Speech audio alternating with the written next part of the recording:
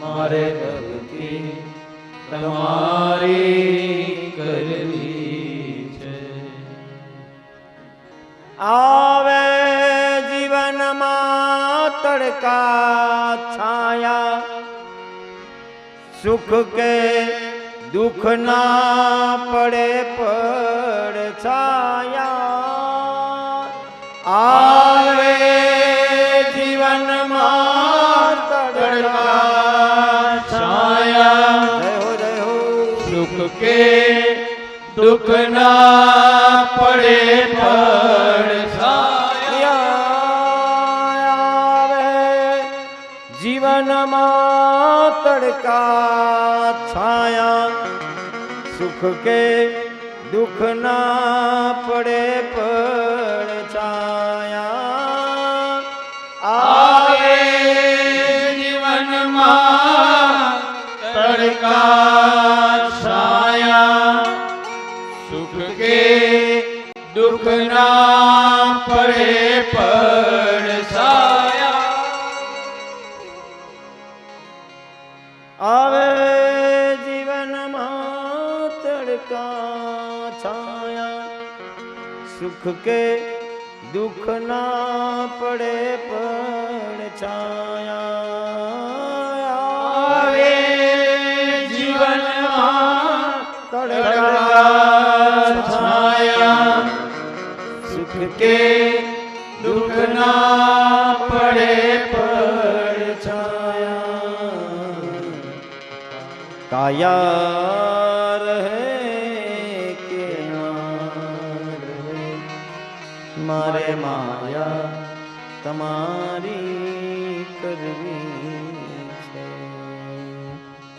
કાયા રહે કે ના રહે, મારે માયા તમારી કરવી છે. ભગવાનના જન હરિને પ્રિય હોય છે. સુદામા ચરિત્રની કથા ગવાણી પશ્ચન નિપાતમ ધનિનામ મદોદ્ભવમ. હે રાજા પરીક્ષિત, ભગવાન જેની ઉપર કૃપા વરસાવે છે એને જન્મ જન્મંતાના જેટલા બધાના દરિદ્રતા હોય એ દૂર થઈ જાય છે. ઈશ્વર ઉદાર શિરોમણી છે. ભગવાનને કાંઈ આપણી સંપત્તિની જરૂર નથી, ભગવાનને આપણી સદા સર્વદાની જરૂર નથી. બસ ભગવાનને એક જ વસ્તુની જરૂર છે, એના ચરણની અંદર આપણો અનુરાગ હોવો જોઈએ. એના ચરણનું નિત્ય સેવન આપણા જીવનમાં હશે. નિષ્કપટ ભાવ ભગવાનની અંદર આપણો હશે. નિષ્કામ કર્મયોગ આપણા જીવનનું હશે. પછી આપણે આગળ જાત જાતની સંપત્તિ નહીં હોય, સુંદર રાજ્ય નહીં હોય, કોઈ એવું ઐશ્વર્ય નહીં હોય, છતાં પણ ઈશ્વર આપણી ઉપર કૃપા વરસાવે છે. જીવનો જ્યાં સુધી ત્યાગપૂર્વક અનાસક્ત ભાવ જાગતો નથી ત્યાં સુધી ભગવાન એનો સ્વીકાર કરતો નથી. એક વખત જીવ ભગવાન પ્રસાદ સ્વરૂપ બની જાય છે ત્યારે વિષયોનું જીવ ગ્રહણ કરતો મટી જાય છે. દિન પ્રતિદિન એની ભક્તિ વધવા લાગે છે. ભક્ત ભાઈ હારી જીવન એનું બને છે. સર્વશક્તિમાન ભગવાન બ્રાહ્મણોને પોતાના પ્રભુ, પોતાના ઈષ્ટદેવ માને છે. તેથી બ્રાહ્મણોથી વધીને બીજું કાંઈ પ્રાણી જગતમાં કૃષ્ણને પ્રિય નથી. તદ્ધામ લે બે ચરિત સતામ ગતિ. ભગવાન ભક્તની આગળ પરાજિત થાય છે અને હંમેશા ભક્તનો વિજય કરે છે. ધ્યાનમાં મગ્ન જે જીવ થઈ જાય છે એની અવિદ્યા આપમેળે બળી જાય છે. આ જીવનની સુવિદ્યા જાગી જાય છે.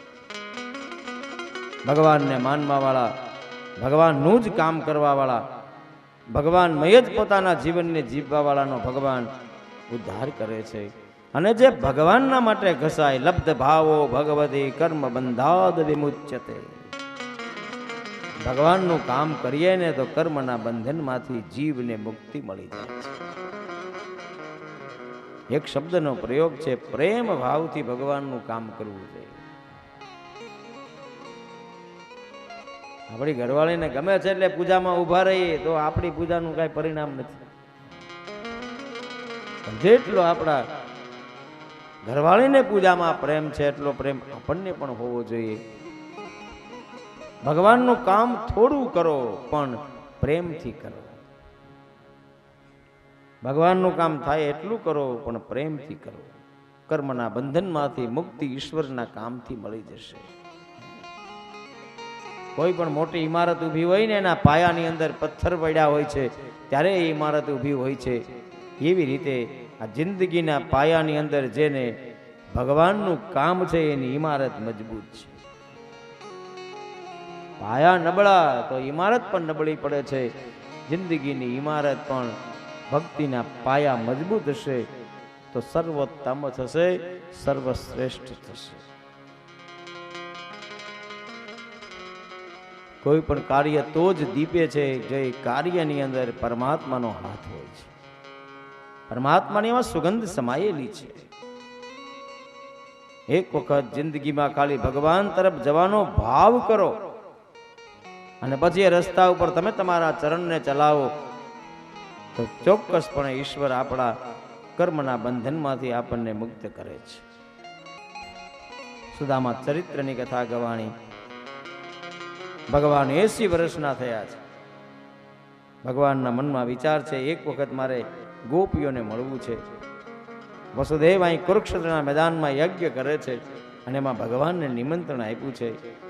ભગવાન પોતાની પટરાણીઓની સાથે યજ્ઞમાં જાય છે. એક એક પટરાણીઓ બધાને મળે છે. ઋષિમુનિઓ આવ્યા છે.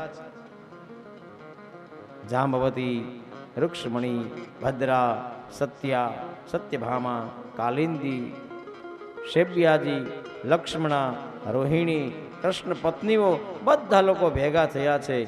દ્રૌપદી, જરાસંઘ બધા રાજાઓને ભગવાને કેવી રીતે ખલાસ કર્યા એની કથા આ પટરાણીઓને સંભળાવે છે. બધી ગોપીઓ ભગવાન શ્રી કૃષ્ણ પરમાત્માને યાદ કરે છે અને બધી ગોપીઓ પૂછે છે કે કઈ પટરાણી સાથે કેવી રીતે વિવાહ થયા છે. અષ્ટપટરાણીની કથાને ગાય છે. કૃષ્ણ કૃષ્ણ કૃષ્ણ થાય છે. વસુદેવ યજ્ઞ મહોત્સવ કરી રહ્યા છે. બહુ કૃષ્ણને યાદ કર્યા અને એ સમયે ઋષિમુનિઓ કૃષ્ણની સ્તુતિ કરે છે. નમસ્તે ભગવતે કૃષ્ણાય કંઠે મેધસે સ્વયોગ માયા યાચ્છન્ન મહિન મે પરમાત્મને. સુખદેવજી મહારાજ કહે છે અચિંત્ય. નારદજી અહીં કૃષ્ણને યાદ કરે છે અને ગોપીઓ ભગવાન કૃષ્ણને પુકારે છે ત્યારે ગોપીઓના મધ્યમાં ભગવાન શ્રી કૃષ્ણ પરમાત્મા આવે છે. 80 વર્ષની ઉંમર કૃષ્ણની છે. ગોપીઓની ઉંમર કેવડી બધી હશે છતાં પણ ભગવાનના રૂપને જોઈને ગોપીઓ ભાવવિભોર થઈ જાય છે. એક એક ગોપીઓ કૃષ્ણને પુકારે છે. અતિ આનંદ થયો. વસુદેવજીના મનની અંદર અનેક પ્રકારના સંશયો હતા. આ યજ્ઞ દ્વારા સંશયો નષ્ટ થયા. દેવકીના મનમાં હતું કે મારા 6 સંતાનો મૃત્યુ પામ્યા, એ ક્યાં ગયા હશે, કેવી રીતે ગયા હશે.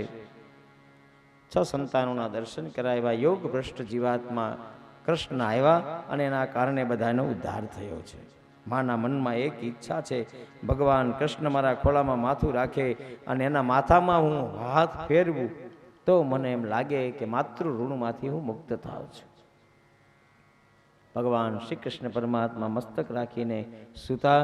હળવે હળવે મા દેવકીનો હાથ ભગવાનના માથા ઉપર ફેર્યો. જેમ જેમ હાથ ફરતો ગયો તેમ તેમ ભગવાનનો બધો ભાર ધીમે ધીમે ઉતરવા લાગ્યો. આ યજ્ઞની અંદર ગોપીઓનું અને કૃષ્ણ પરમાત્માનું મિલન થયું. અતિ આનંદ થયો. ભગવાન ઘરે આવ્યા.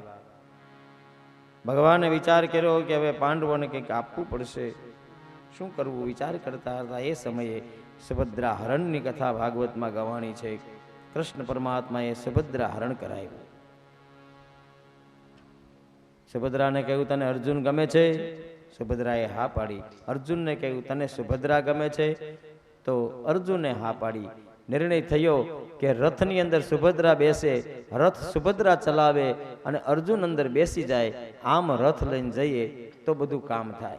પાર્વતીની પૂજા જ્યારે સુભદ્રા કરવા જાય છે એ સમયે ત્યાં રથ લઈ અને અર્જુન આવે છે. રથની અંદર સુભદ્રા બેઠા, સુભદ્રા રથ ચલાવે છે, અર્જુન અંદર બેસી ગયા. બલરામજી મહારાજને ખબર પડી, બલરામજી મહારાજ ઘણું બધું બોલ્યા. ત્યારે કૃષ્ણ પરમાત્માએ પૂછ્યું કે રથ કોણ ચલાવતું હતું? જે રથ ચલાવે એને હરણ કર્યું છે. સમાચાર મળ્યા કે રથ તો ભાઈ સુભદ્રા ચલાવી રહ્યા હતા. સુભદ્રા રથ ચલાવે છે એટલે કૃષ્ણ ભગવાને બલરામજી મહારાજને કહ્યું, ખરેખર અર્જુને સુભદ્રાનું હરણ કર્યું નથી, પણ સુભદ્રાએ અર્જુનનું હરણ કર્યું છે. બલરામજી મહારાજ મંદ મંદ હાસ્ય કરે છે. સુભદ્રાની સાથે અર્જુનના ધામે ધૂમે વિવાહ થયા છે.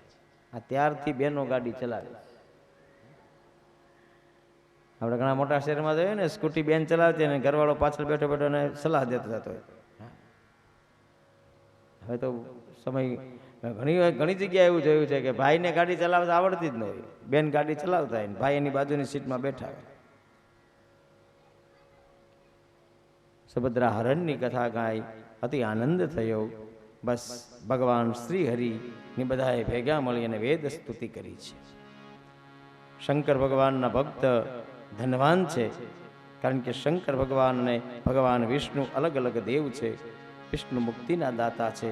શ્રી હરિનું ચિંતન જે કરે છે એને મુક્તિ મળે છે. સંપત્તિ જોતી હોય તો શંકર ભગવાનનું સ્તવન કરીએ તો સંપત્તિવાળા થઈએ છે. બ્રાહ્મણના મૃત બાળકોના દર્શન કરાવ્યા. ભગવાન શ્રી કૃષ્ણના લીલા વિહારનું વર્ણન થયું. ભગવાન અનેક જગ્યાએ ફરે છે, અનેક જીવાત્માઓનું કલ્યાણ કરે છે. ભગવાને મનમાં નિર્ણય કર્યો, હવે ધીમે ધીમે મારી માયાને હું સમેટવા લાગુ. અને એ માયાને સમેટવાની ઈચ્છા કરતાની સાથે જાંબવતીનો પુત્ર હતો સાંબ નામનો યાદવ, એ ટીખળ કરવાની યોજના કરે છે. સાથે બધા એના યાદવો ભેગા થયા છે. તે વેશ ગીતવા સ્ત્રી વેશે સાંબ જાંબવતી સૂતમ એશા પૃચ્છતી વો વિપ્રા અંતર્વ્યત્સતી ક્ષેણાહા. અને એણે સ્ત્રી વેશ ધારણ કર્યો, પોતાના પેટની ઉપર મટકી બાંધી અને પછી બ્રાહ્મણોની આગળ જાય છે. બ્રાહ્મણોને કહે છે, પૃષ્ઠમ વિલજ્જતિમ સાક્ષાત પ્રબુધા મોગ દર્શના પ્રશોષંતી પુત્ર કામા કિમ સ્વીત સંગ જનશ્યતિ. પૂછે છે કે આ કન્યા તમને પૂછવામાં સંશયનો અનુભવ કરે છે, લજ્જા અનુભવે છે, બતાવો તો ખરા આને ત્યાં પુત્રનો જન્મ થશે કે કન્યાનો જન્મ થશે. બ્રાહ્મણો ધ્યાનસ્થ હતા. બ્રાહ્મણો સમજી ગયા અમારી મજાક મસ્કરી થઈ છે, એટલે બ્રાહ્મણોએ શાપ આપ્યો, એના થકી જેનો જન્મ થશે એ તમારા બધાના મોતનું કારણ બનશે. ડરી ગયેલા યાદવો ઉગ્રસેનની પાસે ગયા. ઉગ્રસેનને કહે છે આમ થયું. ઉગ્રસેને ઠપકો આપ્યો, અરે રે, તમારી આગળ શક્તિ હતી તો આ શક્તિનો તમે દુર્વ્યય કર્યો છે. વડીલોનું અપમાન કરવું એ એક પ્રકારની હિંસા છે. હવે કામ કરો, બધાય મુસળને ઘસો. અને બધાએ મુસળ ઘસ્યું, પણ ઘસી ઘસીને જે સમુદ્રના તટ ઉપર મુસળ ઘસવામાં આવ્યું હતું ને, ત્યાં અસીપત્ર એટલે તલવારની ધાર જેવા જેના પાંદડા છે એનું આખે આખું વન ઊભું થયું. અને થોડો એક લોખંડનો કટકો બચ્યો, એ સમુદ્રમાં ફેંક્યો. માછલી ગળી ગઈ. માછલી પારધીના ઘરે વેચાણી. માછલીને ચીરી તો અંદરથી આ સુંદર મજાનો એક લોખંડનો કટકો નીકળ્યો. એને ઘસી ઘસીને તીક્ષ્ણ બાણ તૈયાર થયું. એ બાણ સ્વયં દ્વારિકાના રાજા ભગવાન શ્રી કૃષ્ણ પરમાત્મા માટે થયો. સુખદેવજી મહારાજ કહે છે, વસુદેવજીની પાસે નારદજીનું આગમન થયું. વસુદેવ અને નારદના સંવાદની અંદર અહીંયા નવયોગેશ્વરની કથા છે. નવયોગેશ્વરને નિમિ રાજાએ 9 પ્રશ્ન પૂછ્યા છે અને 9 પ્રશ્નોનો જવાબ નવયોગેશ્વરે આપ્યો છે. પ્રથમ છે એ કવિ, એને પ્રશ્ન પૂછવામાં આવ્યો છે કે ભગવાન બતાવો શરણાગતિનું આત્યંતિક સાધન શું છે? ભગવાન કહે છે, શરણાગતિનું આત્યંતિક સાધન સર્વત્ર આત્મભાવ રાખો. સિયા રામમય સબ જગ જાની કરહું પ્રણામ જોરી જુગ પાની. બીજા પ્રશ્ન પૂછે છે બીજા યોગેશ્વરને, હે રાજન, ભગવત ભક્તનું લક્ષણ કહો. જે વિભક્ત નથી એ ભક્ત છે. ગીતાના 12મા અધ્યાયમાં ભક્ત લક્ષણોની કથા ગવાણી. ભક્તિ એ કોઈ પહેરવેશ નથી, ભક્તિ એ શરીરની ચામડી છે. તે વિભક્ત ભગવાનથી એક ક્ષણ પણ જે દૂર થતો નથી, બસ ઈશ્વર જ મારો સર્વસ્વ છે, એ જ સાચો ભગવાનનો ભક્ત છે. ત્રીજા યોગેશ્વર અંતરિક્ષને પ્રશ્ન પૂછ્યો, આદિ પુરુષ ભગવાન નારાયણ ક્યાં છે, કેવા છે એ બતાવો. ત્યારે બતાવે છે, બિન પદ ચલઈ સુનઈ બિનુ કાના, કર બિનુ કરમ કરહી વિધિ નાના. સર્વ આત્માની ભીતર ભગવાન બિરાજિત થયા છે. સર્વ ગુણ છે, હું જ અને હું, અને આ બધું મારું, આ બધા બંધનના દેહાભિમાનના કારણો છે એમ કહ્યું. નિમિરાજાએ પછી પ્રશ્ન પૂછ્યો છે, ભગવાનની માયા એટલે શું? માં એટલે નહીં અને યા એટલે છે, નથી છતાં છે, એનું નામ માયા. જ્યાં મમત્વ લાગે છે એ બધી જગ્યાએ માયા લાગે છે. પાંચમા યોગેશ્વરને પ્રશ્ન પૂછ્યો, પરમાત્માના વાસ્તવિક સ્વરૂપને જાણવા માટે શું કરવું જોઈએ? ત્યારે કહે છે, નારાયણના નામથી નારાયણનું વર્ણન કરતા કરતા આ શરીર છે એને પણ નારાયણ તરીકે જોવું. મેં કથામાં ગાયું જ છે આ બધું, કે બીજાની જાતને ઓળખવા કરતા એક વખત આપણે આપણી જાતને ઓળખી જઈએ એટલે બધું કલ્યાણ છે. બીજાની સામે આંગળી ચિંતા પહેલા 3 આંગળી મને તમને સૂચના આપે છે, એ સમજવું એ જ સ્વ આત્મદર્શન છે. નિમિરાજાએ પ્રશ્ન પૂછ્યો, કર્મયોગનું વર્ણન કરો. કર્મ નામે આપને 3 પ્રકારો વર્ણવ્યા ભાગવતની અંદરથી, કે પ્રારબ્ધ કર્મ, ક્રિયામાન કર્મ અને સંચિત કર્મ. સંચિત લઈને જાય છે, સંચિત લઈને આ જીવ આ ધરાની ઉપર પાછો ફરે છે. વેદ વિહિત કર્મ કરવામાં આવે, જેમાં કોઈ જગ્યાએ મારો કોઈ સ્વાર્થ નથી, એ કર્મ સર્વોત્તમ છે. નિમિરાજાએ પ્રશ્ન પૂછ્યો છે 7મા યોગેશ્વરને, ભક્તોને શું વશ થાય છે? અને જવાબ આપે છે, ભક્તોને ભગવાન વશ થાય છે. ભગત કે વશ મેં હે ભગવાન. અને દુર્વાસા મહામુનિની કથા એ જ બતાવે છે કે અહમ ભક્ત પરાધીનો, ભગવાન કહે છે હું ભક્તને આધીન છું. બસ ભક્તિ એ બહુ મોટું સૂત્ર છે.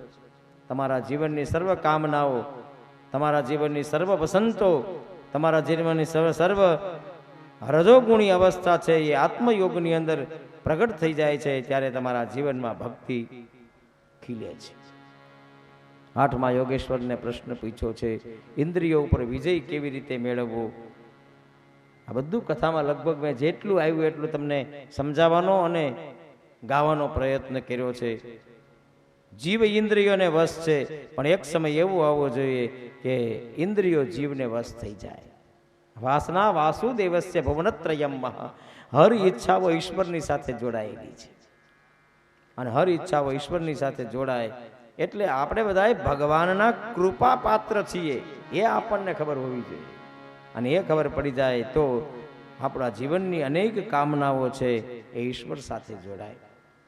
તો એ ધન, તો એ તન, તો એ મન ઈશ્વરમય થઈ જાય. 9મા અને છેલ્લા યોગેશ્વરને પ્રશ્ન પૂછ્યો છે, ભગવાન કેવો છે અને ભગવાન ક્યાં છે? હરિવ્યાપક સર્વત્ર સમાના, પ્રેમ તે પ્રગટ ઓહી મે જાના. ભગવાનને કોઈ રૂપ નથી, ભગવાનને કોઈ રંગ નથી. જ્યારે જ્યારે જરૂર પડી છે, પરિત્રાણાય સાધુનામ વિનાશાય ચ દુષ્કૃતામ ધર્મ સંસ્થાપનાર્થાય સંભવામી યુગે યુગે. જ્યારે જરૂર પડી ત્યારે યુગે યુગે ધરાની ઉપર પરમાત્મા અવતાર લઈને આવ્યા છે. દેવતાઓ ભગવાનને પ્રાર્થના કરે છે, હવે તમે સ્વધામ આવો. ભગવાન શ્રી હરિ સ્વધામ જવાની તૈયારી કરે છે. યાદવો બધાય પ્રભાસ ક્ષેત્રની અંદર આવે છે. ભગવાન શ્રી કૃષ્ણ પરમાત્મા પણ પ્રભાસ ક્ષેત્રમાં જાય છે. જવાની તૈયારી કરતા હતા એ સમયે ત્યાં ઉદ્ધવજી આવે છે. અહીંયા વસુદેવના યજ્ઞોત્સવની અંદર દત્તાત્રેયના 24 ગુરુની કથા આવે છે. ગુરુ એનો અર્થ છે ગુણગ્રાહી બનો. પૃથ્વી ગુરુ, વાયુ ગુરુ, આકાશ ગુરુ, જળ ગુરુ, અગ્નિ ગુરુ, ચંદ્રમા ગુરુ, સૂર્ય, કબૂતર, અજગર, સમુદ્ર, પતંગિયું, મધુમક્ષિકા, હાથી, મધપુડો, લૂંટનારા પારધી, હરણ, માછલી, પિંગલા, ટીટોડી, બાળક, કુંવારી કન્યા, બાણ બનાવવા વાળો, સર્પ, કરોળિયો અને ભમરી, આ 24 ગુરુ છે. બધાયનો કાંઈ ને કાંઈ ગુણ છે. એ જીવનની અંદર હંમેશા ગુણગ્રાહી બનીએ તો જીવન છે એ સર્વોત્તમ થાય છે. યોગ સાધના માટેના સાધકોને યોગ, સાંખ્ય, દાન, વ્રત, તપ, યજ્ઞ અને શ્રુતિની વ્યાખ્યા સાંભળવાનું કહ્યું. અંત ઉપદેશ ઉદ્ધવજીને ભગવાન શ્રી કૃષ્ણ પરમાત્મા આપે છે. અને અંત ઉપદેશમાં શ્રી કૃષ્ણ પરમાત્મા ઉદ્ધવજીને સમજાવે છે, સર્વત્ર સમાન તમારો વલણ હશે તો જીવન છે એ આનંદયુક્ત થશે. ભિન્ન ભિન્ન સિદ્ધોથી તમારા જીવનમાં લક્ષણો સંક્રાંત થવા જોઈએ. વિચારશીલ મનુષ્ય એ છે જે ઈશ્વરના માટે વિચારે છે. પેલું સફરજન પડ્યું અને સફરજન પડ્યા પછી જેના હાથમાં આવ્યું એણે એમ વિચાર કર્યો કે આ ઉપરથી નીચે જ કેમ પડ્યું, એટલે ગુરુત્વાકર્ષણ બળનો નિયમ આવ્યો. અને આપણે એની જગ્યાએ હોય તો ઓહો પ્રસાદ ભગવાને આપ્યો એમ કરીને ખાઈ જઈએ. કોઈ પણ વસ્તુની પાછળ કઈ ને કઈ તત્વ જ્ઞાન છે બાપ. જ્યાં સુધી બ્રહ્મ સેવનમ, જ્યાં સુધી બ્રહ્મનું સેવન થતું નથી ત્યાં સુધી તમારું તપ, ત્યાં સુધી તમારી પવિત્રતા, ત્યાં સુધી તમારો સંતોષ શ્રેષ્ઠ થતો નથી. એટલા માટે તપ કરવું પડે છે. તપ એટલે નાક પકડીને ઊભા રહી જવાય એટલા પૂરતું મર્યાદિત નથી, પણ અહિંસા, સત્યમ, સ્થેયમ, કામ, ક્રોધ, લોભતા, ભૂત પ્રિય, હિતેહાચ, ધર્મો અયમ સર્વવર્ણિકમ. ધર્મને ભજવા માટે મન, વાણી અને શરીરથી દ્રઢતાથી સત્યનું આચરણ કરવું જોઈએ. સત્યનું આચરણ કરે તો એનું જીવન બ્રહ્મચર્ય યુક્ત છે. ગુરુદેવની વાણી ઉપર જીવને ભરોસો હોવો જોઈએ. ગુરુવાણી ઉપર ભરોસો રાખી અને જે જીવ પોતાના જીવનમાં શ્રેષ્ઠતમ જિંદગીને જીવે છે. મેં કથામાં કહ્યું છે આ બધું કે જીવનના બે સર્વોત્તમ અને સર્વોચ્ચ સિદ્ધાંતો છે. એક જીવનમાં ઈશ્વર માટેની નિષ્ઠા અને એક જીવનમાં ઈશ્વરને પ્રાપ્ત કરવા માટેનો ધ્યેય. ધ્યેય અને નિષ્ઠા જેના જીવનની અંદર મજબૂત છે, ધ્યેય નિષ્ઠા હો જીવનમાં, એ જીવનનો શણગાર છે. દિવ્ય બુદ્ધિની કસોટી કાળનો પડકાર છે. મહત્તમ બે વસ્તુ છે. એક તો ધ્યેય હોવું જોઈએ. દિશા શૂન્ય જિંદગી હશે તો એને દિશા નહીં મળે. તેથી દિશા શૂન્ય જિંદગીને એક દિશા આપવી જોઈએ. જે પથ ઉપર આપણે ચાલીએ છીએ પથનું અંતિમ પગથિયું આપણને ખબર હોવી જોઈએ, તો જ એ પથ ઉપર આપણે ચાલવું જોઈએ. એટલે પથ અને પથદર્શક આ જીવનના બે બહુ મહત્વમય પાસા છે. તો આપણને ખબર પડે. જિંદગીના બે સીને સાચવો, એક કેરેક્ટર અને બીજું કેરિયર. એક ધ્યેય મારું છે, મારે કંઈક કરવું છે, મારે કંઈક કરવું છે, એ પ્રમાણે મારું ચરિત્ર ચરિતાર્થ થવું જોઈએ. ભક્તિ, જ્ઞાન, યમ, નિયમ એ ભગવાન સુધી પહોંચવા માટેના સાધનો છે. એનાથી ભગવાન મળે, એનાથી ભગવાનનું ભજન કરીએ, એનાથી ભગવાનની ભક્તિ થાય. ભક્તિનું મને તમને જ્ઞાન થાય. જ્ઞાન એટલે જાણકારી. હું જે કરું છું એને મને કમસે કમ ખબર હોવી જોઈએ. આ સર્વોત્તમ ભક્તિ છે. અને આખું કર્મ છે એ ભગવાનના શ્રી ચરણમાં આપણે સમર્પિત કરવાનું છે. ગુણ દોષની વ્યવસ્થા ભગવાને બનાવી છે. આ દુનિયામાં કોઈ એવો માણસ નથી જેની અંદર દોષ નહીં હોય. કઈ ને કઈ તો કુટે હોય જ ને, ન હોય? यार हमारी बात सुनो, ऐसा इंसान चुनो जिसने पाप न किया हो वो पहला पत्थर मारे.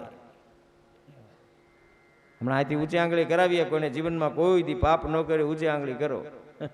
હું ન કરી શકું અને આપ પણ કોઈ ન કરી શકો. ક્યાંય ને ક્યાંય આપણો છેડો દબાયેલો છે વાલા. મનુષ્ય છીએ, પણ એના થકી આપણને ભગવાને સર્વોત્તમ બનાવ્યા છે. એટલે આ શરીર એક એવું છે જે શરીરથી આપણે ભગવત પ્રાપ્તિ કરી શકીએ છીએ. ખાઓ, પીવું અને મજા કરો, એ તો જિંદગીમાં બધું ચાલે જ છે. સ્વાર્થમય જિંદગી તો આપણે જીવીએ જ છીએ. એ સ્વાર્થમય જિંદગીમાંથી થોડોક સમય પરમાર્થ માટે કાઢીએ તો પરમાત્માએ આપણી ઉપર કેટલો પ્રેમ વરસાવ્યો છે એની આપણને ખબર પડે. પેલા આંખ વગરના પેલા પ્રજ્ઞાચક્ષુ છોકરીઓ અહીંયા આવી હતી, પછી બધી અહીંયા પગે લાગવા માટે આવી, ત્યારે મેં બહુ જોયું કેટલી એનામાં નિર્દોષતા હતી.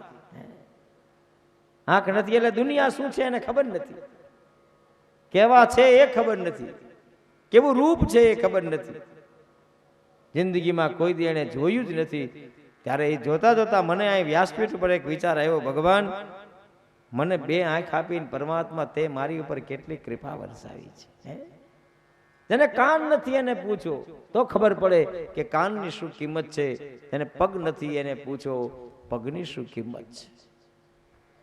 જિંદગી એ પરમાત્માનો પ્રસાદ છે. ભગવાન તરફથી મળેલો અમૂલ્ય આ પ્રસાદ આપણને ઈશ્વરે જિંદગીનો આપ્યો છે. અને એમાં મને તમને મનુષ્ય બનાવ્યા છે બાપ. ઈચ્છા શક્તિ અને બુદ્ધિ શક્તિ આપણી સર્વોત્તમ છે. તેથી માઇન્ડ પાવર આપણી આગળ છે, મગજની શક્તિ આપણી આગળ છે ને. ગમે ઇન્સ્ટ્રુમેન્ટ તૈયાર થાય પણ એ તૈયાર કરવા વાળો કોણ છે? મનુષ્ય. ગમે તે હોય, ગમે તેવડું હોય, ગમે તેવું હોય, છેલ્લે તારો છેલ્લો વિચાર ક્યાં જાય?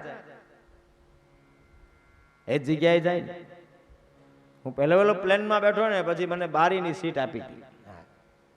હું બેઠા બેઠા જોતો હતો ઉપરથી નીચે નજર કરી મેં આમ, ત્યારે પ્લેન ઉપડતું હતું ત્યારે બેઠા બેઠા વિચાર કરતો હતો, કરે રે ભગવાન તે માણસને પણ કેવો બનાવ્યો છે. માણસની એક કૃતિ માણસને લઈને ઉડે. બોલો. અને એ બધું લોખંડ કેટલું બધું હોય છતાં પણ એના અંદર ઉડવાની શક્તિ માણસે ભરી છે. માણસ એક વખત માણસ થઈ જાય ને આટલા દુનિયાની તમામ સમસ્યાઓ છે એનું સમાધાન મળે. અને માણસ થવા માટે ભક્તિ છે, ભક્તિના સૂત્રો છે. ભગવાને બનાવ્યા છે તો કંઈક કરીને જઈએ. શુભ થાવો યા સકલ વિશ્વનું એવી ભાવના નિત્ય રહે. મૈત્રી ભાવનું પવિત્ર ચરણો મુજ હૈયામાં વયા કરે. શુભતા હોયા સકલ વિશ્વનું એવી ભાવના નિત્ય રહે. ગુણથી ભરેલા ગુણીજન દેખી હૈયો મારું નૃત્ય કરે. તે સંતોના ચરણ કમળમાં મુજ જીવનનો અર્ઘ રહે. માર્ગ ભૂલેલા પથિક જનને માર્ગ ચિંધવા ઉભો રહું. કરે ઉપેક્ષા એ માર્ગ તો એ સમતા કરે ઉપેક્ષા એ માર્ગ તો એ સમતા. આ પ્રેમ જીવન પર્યંત જીવનની અંદર વહેતો રહે એ જ સાચી ભક્તિ છે. સવારે ઘનશ્યામભાઈ બોલ્યા ને એમાં એક વાત મને બહુ ગમી. બાળ મંદિરમાં તમે દાખલ થાવ ને ત્યારે તમને ચોકલેટ આપે, ત્યાં નાસ્તો મળે, બધું મળે, પણ પછી કઈ કોલેજમાં ચોકલેટ ન મળે. બાળ મંદિર એ પ્રલોભન છે જેથી કરીને એને ઘરેથી બહાર નીકળવાની ટેવ પડે. એમાં આપણે ઘણી વખત ઉભા રહી ગયા છીએ. ઘણા છોકરા હોય ને, ઘણા નથી કહેતા અડધું ગામ મારી યારે ભણ્યું, એ ચોથામાં ઉભો રહી ગયો હોય, બાકી બધા ઓવરટેક કરીને ગયા હોય. આપણે સર્ટિફિકેટ બદલે જ નહીં, આપણે માર્કશીટ ચેન્જ થાય ને, આપણે પુસ્તકો ચેન્જ થાય ને, કાંઈ નહીં. બસ આગળ વધવું પડે ને પછી ધીમે ધીમે ધીમે તમારી દ્રઢતા પછી મજબૂત થવી જોઈએ. એમ ભક્તિની અંદર તમે પહેલો પગ મૂક્યો છે, આરતી કરી ભગવાનની, દીવાપતિ ભગવાનના કર્યા, ટકોરી ભગાડી, પછી ભગવાનની આગળ બેસીએ. બેઠા પછી આપણો માઇન્ડનો થોડો વિકાસ થવો જોઈએ ને, વિકસિત બુદ્ધિ થવી જોઈએ. આપણે જેની હું પૂજા કરું છું એ તત્વ શું છે, હું જેની આરતી ઉતારું છું એ શું છે, એ માટે જ્યાં સુધી જીવની જિજ્ઞાસા વૃત્તિ જાગતી નથી ત્યાં સુધી એની ખલતા છે એ ખલાસ થતી નથી. પછી પથ ધીમે ધીમે ધીમે ધીમે ધીમે હા. અને પાછું સાવધાની હોવી જોઈએ. હા, નહીં તો પાછા ગ્રેજ્યુએટ થઈ ગયા પછી પાછો અહંકાર આવી જાય, પછી બહુ જ્ઞાની થઈ જાય તો ઉપાધિ પાછી. બ્રહ્મ તો હું તમને હાથમાં દેખાડું. બોલ, બ્રહ્મના દર્શન તો મારા માટે સાવ સહેલા છે. એમ ઘણા લોકોના મોઢે મેં ઘણા બધા જ્ઞાનીઓના આગળથી સાંભળ્યું છે. બધાને બધી ખબર છે ઓહમ સોહમ અને સૂક્ષ્મનાથી 3 આ શરીરની ઘટના બની છે. બધાને ખબર છે. આત્મા સો પરમાત્મા બેઠા એ કોને ખબર નથી? બધાને ખબર છે. અને પાપ કહેવાય અને પુણ્ય કહેવાય કોને ખબર નથી? બધાને ખબર છે. પણ એમાંથી કોક માયલો જાગી જાય. મોતીડાએ રણમાય રાય એની માથે ઘણ કેરા ગાય, ફૂટે ઈ તો ફટકિયા કેવાય, ખરાની ખરે ખબરું આવો ને રે સરાય આપણે પ્રેમ થકી મળીએ હો. જસલ કરી લે એ વિચાર માતે જમ કેરો સ્વપ્ના જેવો છે સંસાર, થોડી રાણી કરે છે પુકાર. આવો ને રે સરાય આપણે પ્રેમ થકી મળીએ હો. પૂરા સંતો ત્યાં જઈને મળીએ હો. ગુરુની ગતિનો નહીં પાર, ભક્તિ કાંડા કેરીરા નુગરા શો જાણે સંસાર, એનો એળે ગયો અવતાર. આવો ને રે સરાય આપણે પ્રેમ થકી મળીએ હો. પૂરા સંતો હોય ત્યાં જઈને મળીએ હો. પૂરા સંતો હોય ત્યાં જઈને મળીએ હો. તેથી જીવન વિકસિત થાય. અટકી ગયા એ ઉભા રહી ગયા છે. મેં કોઈ જગ્યાએ એક સૂત્ર વાંચ્યું હતું કે જિંદગી તમારી છે એક ગણિતના શૂન્ય જેવી હોવી જોઈએ. એકની આગળ લાગે તો સીધા 10 થઈ જાય, 2 ની આગળ લાગે તો 20 થઈ જાય. વૃદ્ધિ છે. અને યાદ રાખો, જિંદગીમાં સુખી થવું હોય તો હર હંમેશ વિદ્યાર્થી બનીને જિંદગી જીવો. કોઈનામાં કાંઈ ને કાંઈ તમને રોજ શીખવા મળે.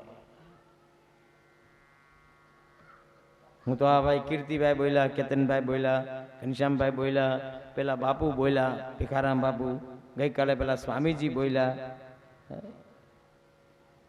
એ સાંભળતા હતા. એમાંથી ક્યાંક ને ક્યાંક આપણને અડતું હોય એવું કઈ જરૂરી નથી કાંઈ બે જાય એટલે આપણે પૂરી પરિપૂર્ણ છે. ક્યાંક આપણને સ્પર્શ થાય. ઉત્તમ જિંદગી એ છે કંઈક શીખો. પરીક્ષિતજી મહારાજને અંત ઉપદેશ આપ્યો સુખદેવજી મહારાજે. અંતોપદેશમાં પ્રલયના પ્રયોગો બતાવ્યા છે. નિત્ય પ્રલય, નૈતિક પ્રલય, નૈમિતિક પ્રલય અને આત્યંતિક પ્રલય. રોજ આપણે મરીએ છીએ. રાતે સુતા એટલે મૃત્યુ જ છે, ખબર નથી ઉપરથી સર્પ જતો રહે, ખબર પડે? મૃત્યુ જ.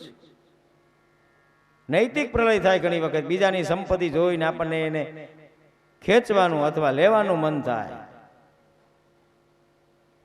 આ પ્રલય છે. નિયતિક પ્રલય છે. નીતિમત્તામાં આપણે કહેતા ભાઈ માણા બરોબર, પણ ઠીક હોય, નીતિ ખોટો છે, નીતિ ખોટી હોય. અને આત્યંતિક પ્રલય થશે. બદ્રિકાશ્રમ તરફ જતા રહ્યો. ઉદ્ધવજીને અંતોપદેશ આપ્યો. ઉદ્ધવજીને મૈત્રી મુનિ પ્રદક્ષિણા કરીને બદ્રિકાશ્રમ તરફ ગયા. પાછળથી ભગવાન શ્રી કૃષ્ણ પરમાત્મા પીપળાના થનને ટેકો દઈને બેઠા છે. ઘસી ઘસીને જે બાણ તૈયાર થયું હતું એ બાણ પારધી લઈને આવે છે. ખેંચીને બાણ છૂટ્યું, ભગવાનના પગમાં લાગ્યું, ભગવાનના હાથમાં લાગ્યું, ભગવાનના લાટની અંદર લાગ્યું, રક્ત વહેવા લાગ્યું. પારધી દોડ્યો, હમણાં મૃગ બચ્ચાને તેડી લઉં. જ્યાં જઈને જોવે છે ત્યાં દ્વારિકાના રાજા સ્વયં અખિલ બ્રહ્માંડના નાથના દર્શન કર્યા. પગ પકડીને પારધી રડવા લાગ્યો. ભગવાન શ્રી કૃષ્ણ પરમાત્માએ એને ત્યાંથી મુક્તિ આપી. ભગવાનને લેવા માટે આકાશમાંથી વિમાન આવ્યું. ભગવાન વિમાનમાં બેસવા માટે તૈયાર થાય છે. મારી વ્યાસપીઠ કોઈ દી ભગવાનને વિમાનમાં બેસવા દેતી નથી, અને આ ગામમાં આપણે કંઈ બેસવા દેવા નથી. ભગવાન વિમાનમાં બેસીને જતા રહે તો આપણા બધાનું શું થાય?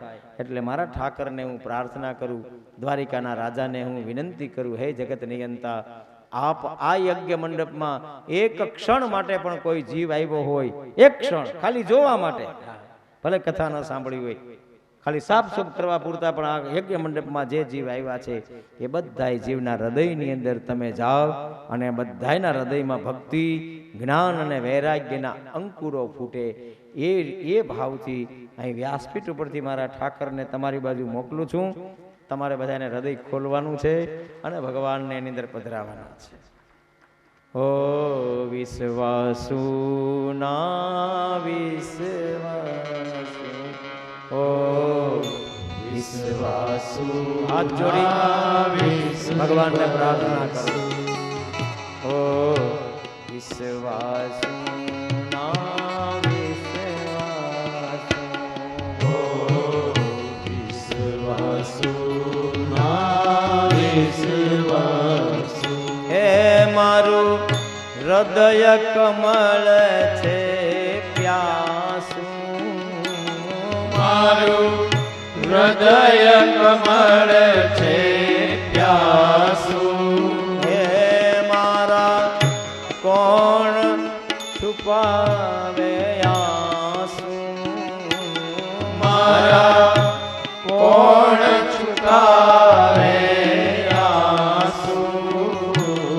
ઓ વિશ્વાસુ ના વિશ્વાસુ, ઓ વિશ્વાસુ ના વિશ્વાસુ. ઓ વિશ્વાસુ ના વિશ્વાસુ, ઓ વિશ્વાસુ ના વિશ્વાસુ. પૃથ્વી પાલક બાળક તારો, હાલક ડોલક આવે. ઓ પૃથ્વી પાલક બાળક તારો, હાલક ડોલક ઠાવે. અંતરથી અંતરયામીથી અંતર કેમ રખાય. અંતરથી અંતરયામીથી અંતર કેમ રખાય. તુજકા જય દિલ દરવાજો ખોલ્યો, તુજકા જય દિલ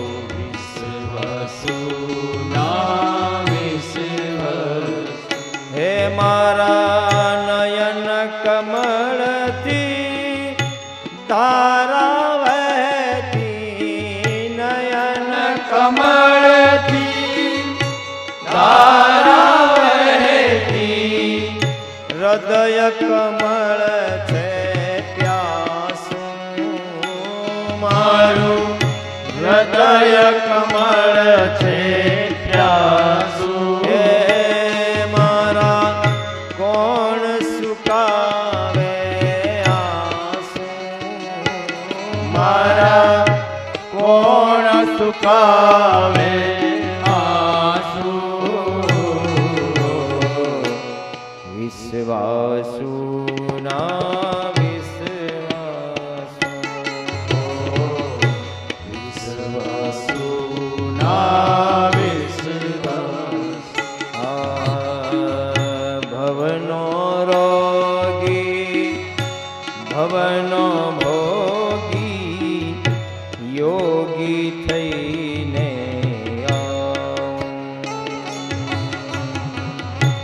ભવનો રોગી ભવનો ભોગી યોગી થઈને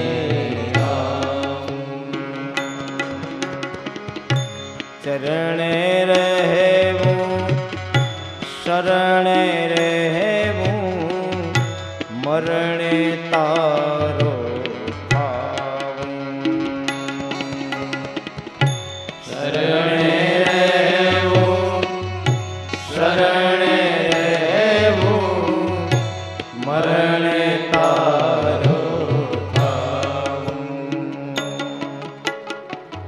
આજ સુધી મેં કદમ બઢાવ્યા આજ સુધી મેં કદમ બઢાવ્યા આજ સુધી મેં કદમ બઢાવ્યા આજ સુધી મેં કદમ બઢાવ્યા હવે ના પાછો જાઉં હવે ન પાછો જાઉં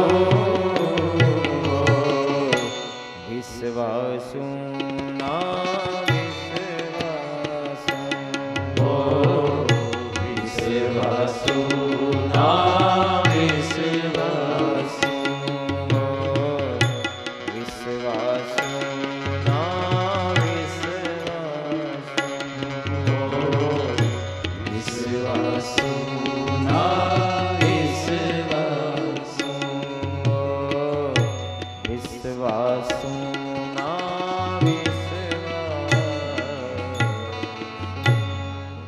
ભગવાનની સ્તુતિ થઈ પરબ્રહ્મ પરમાત્મા બધાના હૃદયની અંદર વસે એવી વ્યાસપીઠ ઉપરથી મારા ઠાકરને પ્રાર્થના છે. ત્યાર પછી કળિયુગના રાજાના વંશ વિસ્તારનું વર્ણન કર્યું. કળીના અંતની અંદર કલ્કી અવતાર થશે. પરીક્ષિતજી મહારાજની નજીક મૃત્યુ આવી ગયું. મૃત્યુના ભયમાંથી પરીક્ષિતજી મહારાજ મુક્ત થયા. સુખદેવજી મહારાજ કે છે અંત ઉપદેશ પરીક્ષિતજી મહારાજને સુખદેવજી મહારાજે આપ્યો છે. અંત ઉપદેશથી સુખદેવજી મહારાજની વાત સાંભળી પરીક્ષિતજી મહારાજ મોતના ભયમાંથી મુક્ત થયા અને યજ્ઞ મંડપમાંથી શ્રી સુખદેવજી મહારાજની વિદાય થઈ. પોતપોતાના ગુરુને યાદ કરી પ્રાર્થના કરી આપણે પણ આ યજ્ઞ મંડપમાંથી શ્રી સુખદેવજી મહારાજની વિદાય કરીએ અને ભાવ પ્રેમથી ભગવાનને પ્રાર્થના કરીએ. ધ્યાન મૂલમ ગુરુમૂર્તિ પૂજા મૂલમ ગુરુપદ મંત્ર મૂલમ ગુરુવાક્ય મોક્ષ મૂલમ ગુરુ કૃપા. શ્રી શુકદેવજી મહારાજની જય. સદગુરુ ભગવાન કી જય. શ્રી સુખદેવજી મહારાજને વિદાય થઈ. પરીક્ષિતજી મહારાજને સર્પદંશ થાય એ પહેલા પરીક્ષિતજી મહારાજે પોતાની ચૈતન્ય શક્તિ કાઢી કૃષ્ણ ચરણે સમર્પિત કરી. ખાલી જોગાણી પરિવાર જ નહીં પણ આ યજ્ઞ મંડપમાં જે કોઈ આવ્યા હતા, મહેમાન હોય, કામવાળા હોય, યા કોઈ પણ માણસો હોય, અહીંથી માંડી અને છેક છેલ્લે સુધી જેની જે કૃતિ હોય એ બધા કૃતિઓના પિતૃઓને હું પરીક્ષિતજી મહારાજની સાથે વિમાનમાં બેસાડું અને આ યજ્ઞ મંડપમાંથી આપણા પિતૃઓ દિવ્ય ક્રાંતિને લઈ અને દિવ્ય જીવન તરફ જાય એવી પ્રાર્થના. મળે મોક્ષ કે સુખ સ્વર્ગના, આશા ઉરે એવી નથી, દુજ દેહ દુર્લભ માનવીનો, ભજન કરવા ભાવથી. બસ સત્કાર્યથી આ યજ્ઞ કાર્યના પિતૃઓ બધાય છે એ સર્વ પાપે પ્રમુચ્યતે, બધાય પાપમાંથી મુક્ત થઈ પરમ ગતિને પ્રાપ્ત કરે. એ ભાવ સાથે એક વખત જય ઘોષ કરીને પિતૃનારાયણને આપણે યજ્ઞ મંડપમાંથી વિદાય આપી અને દિવ્ય વિમાનમાં બેસાડી દઈએ અને દિવ્ય વિમાનમાં બેસી અને એ પરમ ગતિને પ્રાપ્ત થાય એ ભાવ સાથે બધા લોકો ખૂબ ભાવ સાથે આપણા પિતૃઓને યાદ કરશું. જય ઘોષ. શ્રી પિતૃનારાયણ ભગવાન સર્વ પિતૃઓ આવી દિવ્ય કથાને આ યજ્ઞ મંડપમાં ગવાણી. જન્મે જે રાજાએ સર્પે યજ્ઞ કર્યો, અસ્તય ઋષિ આવ્યા અને યજ્ઞને અટકાવ્યો.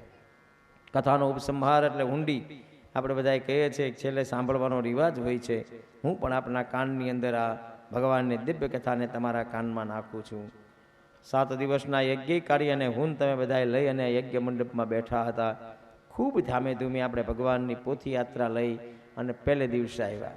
કથાનો પ્રારંભ કર્યો અહીંથી અને કથા પ્રારંભની અંદર ભક્તિ મહારાણીના જ્ઞાન વૈરાગ્યની કથા ગવાણી, આત્મદેવ બ્રાહ્મણની કથા, ગોકર્ણ ધંધુકારીના આખ્યાનને ગાયું. કેવી રીતે કથા સાંભળવી જોઈએ એ કથા મેં ગાય છે. આપ સર્વ આપના મગજમાં પહેલાં આમ ટેલી કરતા જાય ને, માલ આવે એટલે માલ મેળવવાનો હોય ને, ખબર હશે આ ધીરુભાઈને વલ્લભભાઈને બેને. માલ આવે પછી આમ માલ એક બાજુ મૂકતા જાય, ખાંડ તોલ લીટો મારવાનો હોય ને. એમાં 7 દિવસ સુધી તમે ટેલી કરો કેટલું તમારા મગજ રૂપે ટેમ્પોમાં આવ્યું છે. હું અહીંથી તમને કહું છું અને જેટલું હું બોલીશ એટલી મેં કથા કરી જાય. ખૂબ ધામે તમે પોથી લઈને આવ્યા. ભક્તિના જ્ઞાન વૈરાગ્યની કથા, આત્મદેવ બ્રાહ્મણની કથા, કેવી રીતે કથા સાંભળવી જોઈએ એ કથા. પ્રથમ સ્કંદની શરૂઆત કરી આપણે અહીંયા યજ્ઞ મંડપમાં મંગલાચરણ કર્યું. 24 અવતારની કથાનું વર્ણન કર્યું. 24 અવતારની કથા જેમાં છે એ ભાગવત, ભાગવતના વારામાં પ્રશ્ન થયા, વેદ વ્યાસ અશાંત થયા, મહામુનિ નારદજીનું આગમન થયું, લીલા ચરિત્ર કથા ગાવા માટેનું ગાન કર્યું, નારદજીના પૂર્વજન્મની કથા, મહામુનિ વેદ વ્યાસ ભગવાનના દિવ્ય વિચાર ગાવા માટે તૈયાર થયા, દિવ્ય ભાગવત તૈયાર થયું, કોને આપવું, શિવ સ્તુતિ થઈ, શંકર પરમાત્માના પૂર્ણ કૃપાના પ્રસાદ દ્વારા શ્રી સુખદેવજી મહારાજનો જન્મ થયો. ગંગા તટ ઉપર સુખદેવજી મહારાજ ભાગવતને ભણ્યા. પરીક્ષિતજી મહારાજના જન્મની, એના કર્મની અને મોક્ષની ગાથા ગાતા અહીંયા મહાભારતની કથા ગાવામાં આવી. ઉત્તરાના ગર્ભનું ભગવાને રક્ષણ કર્યું, એના થકી પરીક્ષિતજી મહારાજનો જન્મ થયો. શ્રી કુંતાજીએ ભગવાનની સ્તુતિ કરી એ કથા, ભીષ્મએ ભગવાનની સ્તુતિ કરી એ કથા યજ્ઞ મંડપમાં ગાય. દ્રૌપદીના 5 સંતાનોને ખલાસ કર્યા. અશ્વસ્થામાના ચરિત્રનું વર્ણન આ યજ્ઞ મંડપમાં અહીં ગાવામાં આવ્યું. ભગવાન દ્વારિકામાં ગયા. હસ્તિનાપુરમાંથી ભગવાનને વિદાય, દ્વારિકામાં ભગવાનનું સન્માન થયું. પાછળથી વિદુરજી આવ્યા, ધૃતરાષ્ટ્ર મહારાજને સમજાવ્યા. પરીક્ષિતજી મહારાજના જન્મની ગાથા ગવાણી અને એના ભવિષ્ય કથન થયું. બ્રાહ્મણો દ્વારા પરીક્ષિતજી મહારાજ માટે યજ્ઞ થયા. પરીક્ષિતજી મહારાજ ત્યાર પછી નીકળ્યા અને કળિયુગને નાથવા માટે, કળિયુગને રહેવા માટેની 4 જગ્યા આપી, પણ 4 જગ્યા ઓછી પડી એટલે કળિયુગને રહેવા માટેની 5 જગ્યા મળી. દ્યુતમ એટલે જુગાર, પાનમ એટલે દારૂ, સ્ત્રી એટલે વ્યભિચાર અને હિંસા. આ 4 જગ્યા ઉપર એક વધારે જગ્યા મળી એ એટલે અન્યાયની સંપત્તિ. આ 5 જગ્યા ઉપર કળિયુગનો વાસ થયો એ કથા. અને આ જરાસંઘના મુગટને મસ્તક ઉપર ધારણ કરી મૃગ્યા રમવા માટે પરીક્ષિતજી મહારાજ ગયા. શૃંગીનો શાપ લાગ્યો. અનશન વ્રત લઈ પરીક્ષિતજી મહારાજ બિરાજિત થયા. શ્રી સુખદેવજી મહારાજનું આગમન થયું. કથાનો પ્રારંભ થયો. વર્યાનેશતે પ્રશ્ન કૃતો લોકહિતમ નૃપ. હે રાજા, તમે મને પ્રશ્ન પૂછ્યો છે, ઉત્તમ છે. ભગવાન પ્રાપ્તિ માટેના 4 સાધન બતાવ્યા: જીતાસનો, જીત શ્વાસો, જીત સંગો અને જીતેન્દ્રિય. સ્થૂળ પડ્યું રે, આમાંથી સૂક્ષ્મ જાય છે એ કથા. ચતુશ્લોકી ભાગવતનું વર્ણન કર્યું. વિદુરજીએ ગૃહત્યાગ કેવી રીતે કર્યો એ કથા બતાવી. વિદુરજીનું અને મૈત્રેય મુનિનું મિલન થયું. અસાધારણ પ્રશ્ન નહીં પણ સુંદર મજાના પ્રશ્ન પૂછ્યા. સુખ કેવી રીતે મળે એ પ્રશ્નની સાથે અહીંયા સૃષ્ટિનું વર્ણન થયું. કાળની ગણતરી આ યજ્ઞ મંડપમાં ગવાણી. ત્યાર પછી વરાહ ચરિત્રની કથા ગવાણી. જય અને વિજયને શ્રાપ મળ્યો એ હિરણાક્ષ અને હિરણ્યકશ્યપ બન્યા. હિરણાક્ષને મારવા માટે ભગવાન વરાહનો જન્મ થયો. આ પૃથ્વી ઉપર પ્રજા ખલાસ થઈ. કરદમ ઋષિએ તપશ્ચર્યા કરી. કરદમ દેવહૂતિનો લગ્ન થયા. નવ કન્યા અને પછી ભગવાન કપિલનો જન્મ થયો. કપિલ ભગવાને માં દેવહૂતિને આત્મજ્ઞાન આપ્યું અને અંતે દેવહૂતિ પરમ ગતિને પ્રાપ્ત થયા. ચોથા સ્કંદની કથાનું વર્ણન કરતા આ પ્રિયવત રાજાના ચરિત્રને, ઉતાનપાદના ચરિત્રને, પ્રસૂતિના ચરિત્રને વર્ણન કરી. એમાં સતી ચરિત્રની કથા ગવાણી. ધ્રુવ ચરિત્રની કથા ગાય આપણે યજ્ઞ મંડપમાં. મહારાજા પૃથુ, મહારાજા અંગ અને પુનરંજન આખ્યાન મેં આ યજ્ઞ મંડપમાં ગાયું હતું. પુનરંજન એ જીવ છે એ કથા. પાંચમા સ્કંદની અંદર ઋષભદેવના ચરિત્રનું વર્ણન કરવામાં આવ્યું. એમાં જડ ભારતની કથા વર્ણવી અને ધ્યાન અને ધારણાથી પરમાત્મા સુધી પહોંચી શકાય છે ભવાટવીનું વર્ણન થયું. છઠ્ઠા સ્કંદમાં અજામેલ પાતકીની કથા ગવાણી. દધીચીએ દેહદાન કર્યું એ કથા. અને બહુ આનંદની વાત તો એ છે કે આજે આપણે અહીંયા બ્લડ ડોનેશન બધાએ ભેગા મળી અને કર્યું. ખરેખર બહુ આનંદની વાત છે. મને હું બહુ રાજી થયો. આપે આ અચાનક ભલે જે કાંઈ નિર્ણય કર્યો ને નિર્ણયના અંતે આટલું બધું બ્લડ ડોનેશન આપણું થયું છે. હું તો ભગવાનને પ્રાર્થના કરું આ બેઠા છે એને કોઈ દી કોઈના લોહીની જરૂર જ ન પડે. આવા બધા નિરોગી બનીને રહે. કોઈ પણ માણસને શા માટે દવાખાને જવું જ જોઈએ? એવું બધાનું સારું સુંદર મજાનું આરોગ્ય બનીને રહે. આ દેહદાનની કથા ગવાણી. વત્સાસુરના ચરિત્રને, ચિત્રકેતુના ચરિત્રને વર્ણવ્યું. સાતમા સ્કંદમાં હિરણ્યકશ્યપની કથા ગાય. ભરોસો હોય તો થાંભલામાંથી ભગવાન પ્રગટ થાય છે. આ નૃસિંહ અવતારની કથા છે. આઠમો સ્કંદ ગજેન્દ્ર મોક્ષની કથા ગાવામાં આવી. સમુદ્ર મંથન થયું અને એની અંદરથી કાળકૂટ ઝેર, મોહિની રૂપ ભગવાનનું, ધન્વંતરી રૂપનું વર્ણન થયું. ત્યાર પછી આગળ બલિ મહારાજ, ભગવાન વામન અવતારની કથા આપણે ગાય. અહીં વામન અને ભગવાન બલિ મહારાજને બધા અહીં ચક્કરમાં ફરતા હતા. એ બધું આપણે અહીંયા યજ્ઞ મંડપમાં જોયું. તન, મન અને ધન એક વખત ભગવાનને સમર્પિત કરો તો જગતનો નાથ આપણો નોકર બની જાય છે. એ વામન અવતારની કથા છે. એથી આગળ મત્સ્ય અવતારના ચરિત્રનું વર્ણન કર્યું. નવમો સ્કંદ પૂર્ણ સ્કંદ છે. સુકન્યાના ચરિત્રને ગાયું. ચ્યવન ઋષિની કથા ગાય. નભગ નાભાગના ચરિત્રને, રાજા અમરીશનું, ત્રિશંકુ, હરિશ્ચંદ્ર અને ગંગા અવતરણની કથા કરી. અને ચોથે દિવસે બપોરે આપણે બધાએ ભેગા મળી અને આ યજ્ઞ મંડપમાં રામ જન્મ કર્યો.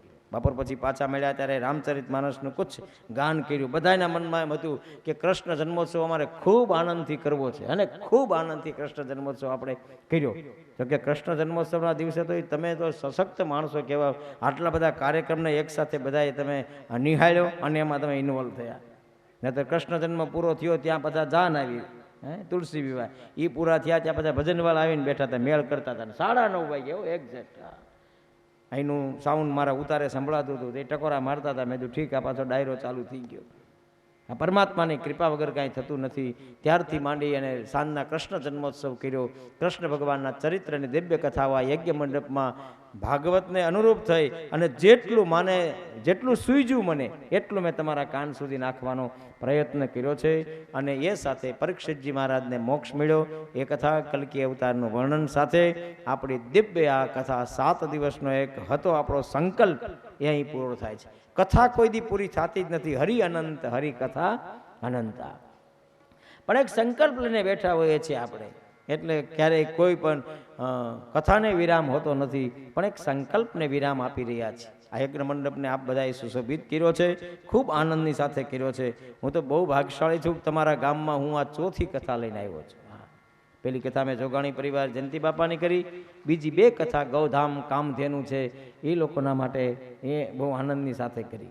અને મને તો આનંદ છે કે હું રહું છું ગુગરાળા, પણ તમારી કામધેનુ ગૌધામનો હું આજીવન સદસ્ય છું. એ મને આનંદ છે.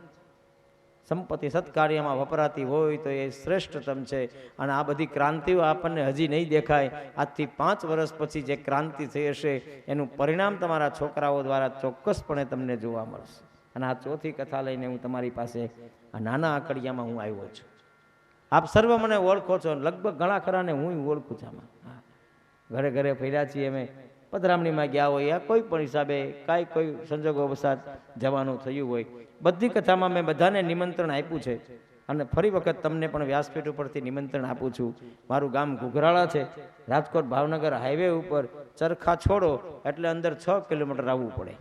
અને તમે આવો તો તમને ખબર પડે કે અમે વાતો કરીને ગયા છીએ એવું જીવીએ છીએ કેમ. કમસે કમ પરીક્ષા કરવા આવે. જે સમયે તમે પધારશો એ સમયે અમારાથી જે બનશે એ પ્રમાણે અમે આપની સ્વાગતા કરશું. અમારો આત્મા હંમેશા ઉત્સુક રહેશે કે આપ સર્વ અમારી ઘરે જ્યારે જ્યારે નીકળો ત્યારે ત્યારે ચોક્કસપણે પધારો. પરમાત્માની ખૂબ કૃપા છે અને પરમાત્માના દિવ્ય આશીર્વાદથી અહીં સુધી પહોંચ્યા છે. નહીં તો હું ડાયમંડ માર્કેટમાં હતો ને એટલે સવારે જવા બપોર પછી આપણે રજા જ રહેતી. કોઈ આપણને બે સાઈડ જ નહીં. ઘણું બધું કરીને પછી ભગવાને આ રસ્તા ઉપર આપણને રાખ્યા છે. કદાચ ઈશ્વરને એવી ઈચ્છા હશે કે આ રસ્તા ઉપર ચાલીએ અને આ રસ્તા ઉપર ચાલતા ચાલતા બ્રાહ્મણ થઈને આવ્યા છીએ, બ્રાહ્મણ થઈને જીવીએ અને એની સાથે સાથે આ દિવ્ય વિચારોને લોકોના કાન સુધી પહોંચાડવાનો પ્રયત્ન કરીએ. એટલા માટે આપ સર્વને મારું વ્યાસપીઠ ઉપરથી નિમંત્રણ છે. આવી દિવ્ય કથાને મેં મારી મતિ અનુસાર અહીંયા બેઠા પછી મને જે સૂઝ્યું એવું મેં તમને કહ્યું છે. ન ગમે એવું પણ ઘણી વખત કાંઈ કથામાં થયું હોય, પણ આ વ્યાસપીઠની અમાન્યતાને જોઈ અને મેં ક્યારેક તમને એ બાબતથી ટકોર મારી હશે. એમાં મારે તમારી સાથે કોઈ જાતનું કાંઈ વેર નથી. મેં કહ્યું હતું હું તમારો ભાઈ છું, કારણ કે લોહી જુદા જાતો અનેક પણ લોહીનો બનાવનાર સૌનો એક છે. તમારો બાપ ભગવાન છે અને મારો બાપ એ ભગવાન જ છે. બસ વ્યવસ્થાના દ્રષ્ટિથી હું અહીં ઉપર બેઠો છું, તમે મારી સામે બેઠા છો. આપના સંકલ્પને પરમાત્મા ખરેખર બહુ ભાવ પ્રેમથી પૂર્ણ કરશે. મારી કથાથી આપના સંકલ્પને, આપણા મનને, આપણા આત્માને ચોક્કસપણે શાંતિ મળી હશે. કારણ કે શાસ્ત્ર બતાવે છે કે જેને ગાવું છે એને આનંદ આવે ને એટલે સાંભળવાવાળાને આવે જ. મેં પૂરી શ્રદ્ધાથી આ ભગવદીય કથાને તમારી આગળ ગાવાનો પ્રયત્ન કર્યો છે. ઘણી બધી વ્યાસપીઠની ઘણા લોકોને કાંઈ અપેક્ષાઓ હોય, ક્યારેક ન પણ પૂરી થઈ હોય, પણ હું એવું સમજુ છું વ્યાસપીઠ ઉપરથી કે ભાગવતના શ્લોકોને વધારેમાં વધારે ગાય અને જ્યાં લાઈનમાં બધાને બેસાડ્યા છે ને એને હું પ્રસન્ન કરું. હું તો બાપ આ લોકોને રાજી કરવા માટે આવ્યો છું. એ રાજી થશે તો તમે તો આપ મેળે રાજી થઈ જશો. મુખ્યત્વે તો આ જ છે. આ સંકલ્પો અનેક પુરુષાર્થના અંતે આપણા હાથમાં આવ્યા હોય છે.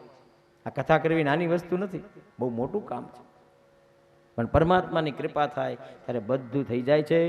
એ ભાવ સાથે કથાની અંદર આપણે હોઈએ અને કથામાં ક્યારેક ન પણ હોઈએ, શરીરથી હોય મનથી ન હોય, તો એ કથાનો અપરાધ થયો કહેવાય. એટલા માટે એવા કોઈ અપરાધ આપણાથી થઈ ગયા હોય તો એમાંથી આપણે ક્ષમાયાચના માગવી જોઈએ. અને બહુ આનંદ તો એ વાતનો છે, મને કોઈ જગ્યાએ આપને જ્યારે સૂચના આપ્યા પછી મને કોઈ જગ્યાએ આપના તરફથી કોઈ પણ ક્ષણિક માટે પણ કોઈ એવી હું અસ્ખલિત થયો નથી, ડિસ્ટર્બ થયો નથી. અને બહુ ભાવ પ્રેમથી મેં પણ તમારા સુધી પહોંચાડીને બહુ તમે વ્યાસપીઠની અમાન્યતા રાખી અને બહુ ભાવ પ્રેમથી આપે પણ આ વ્યાસપીઠને સન્માન આપ્યું છે. પુનઃ આપ સર્વના હૃદયમાં રહેલા ભગવાનને પ્રાર્થના, આ સન્માન જે કાંઈ છે એ વ્યાસપીઠનું હોય છે, આ ઉપર બેસવાવાળાનું હોતું નથી. એ તો હું બેઠો છું એટલે તમે મને સન્માનિત કર્યો છે. બસ આ આપ સર્વની મોટાઈ છે. જેવા ગુણગાન ગાતા મને આવડે છે એવા ગુણગાન મેં તમારી આગળ ગાયા છે. આપના ભીતર રહેલા ઠાકર, આપના ભીતર રહેલા ભગવાન રામ ખૂબ પ્રસન્ન થાય એ ભાવ સાથે હાથ ઊંચા કરી અને 3 વખત જય ઘોષ કરશું. પછી આમાં એક મને કહ્યું છે રાસ રમવો છે, એટલે છેલ્લો રાસ રમાડી અને પછી આપણે તો મને કથામાં રડતા રડતા બધાને છૂટા પાડવા ઓછા ગમે. કારણ કે કથા એ આનંદ છે, પરમ આનંદ છે. એટલે હસતા હસતા આવ્યા છીએ અને આમ જ હસતા હસતા આપણે બધા છૂટા પડીએ એ જ ભાવના હોય. એટલે 3 વખત હાથ ઊંચા કરી અને ભગવાનને આપણે પ્રેમથી નવાજીએ, ભાવ પ્રેમથી. હરયે નમઃ, હરયે નમઃ, હરયે નમઃ, હરયે નમઃ, હરયે નમઃ, હરયે નમઃ. શ્રી દ્વારિકા દીશ કી જય. ભાગવત ભગવાન કી જય. સદગુરુ ભગવાન ભગવાન કી જય. કુળદેવી માતની જય. સર્વ પિતૃનારાયણ ભગવાન કી જય. હરિરામ બાપાની જય. ઓ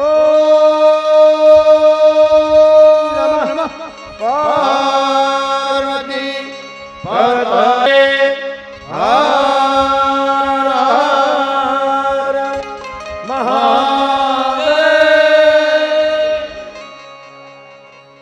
અચ્યુતમ અચ્યુતમ કેશવમ રામનારાયણમ કૃષ્ણ દામોદરમ વાસુદેવમ હરિ શ્રીધરમ માધવમ શ્રી ગોપિકા વલ્લભમ જાનકી નાયકમ શ્રી રામચંદ્રમ ભજે. જાનકી